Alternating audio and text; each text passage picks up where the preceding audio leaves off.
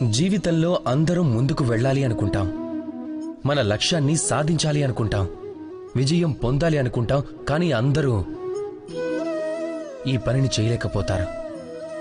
ఏ కారణంగా అపజయం కలిగిందో ఆ కారణాన్ని వెతుక్కుంటూ అక్కడే ఆగిపోతారు. కొంతమంది ఆ ప్రయత్నంలో కూడా తప్పుడు మార్గంలోకి వెళ్ళిపోతారు. ఒకవేళ ఈ మాట నేను వివరంగా చెప్పినట్టయితే ఆ మాట ఈ విధంగా ఉంటుంది: ఒకవేళ నా పంటిలో నొప్పుంటే కడుపు నొప్పిని తగ్గించే కషాయం తాగటం వల్ల ఎటువంటి ప్రయోజనం ఉండదు.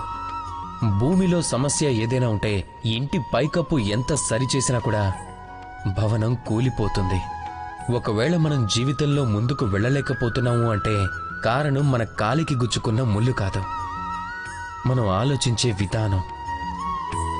ఒకవేళ మన విధి మన భవిష్యత్తుని రాయలేకపోతే అప్పుడు దానికి కారణం విరిగిపోయిన కలం కాదు, ఇతరులను చూసి మంట. ఒకవేళ మహాకార్యం చేసిన తర్వాత కూడా కీర్తి పొందలేకపోతున్నాము అంటే దానికి కారణం ఒక్క క్షణం ఆలస్యం కాదు, మన మనసులోని దురాశ. అందుకనే అన్నిటికంటే ముందు మనం మన అపజయానికి కారణమైన సరైన కారణాన్ని ఆలోచించాలి.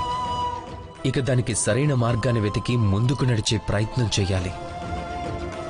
అప్పుడు మీకు విజయం ఖచ్చితంగా లభిస్తుంది. ఎవ్వరూ మిమ్మల్ని ఆపలేరు. ఏదైనా ప్రేమగా చేయండి. రాధా కృష్ణ.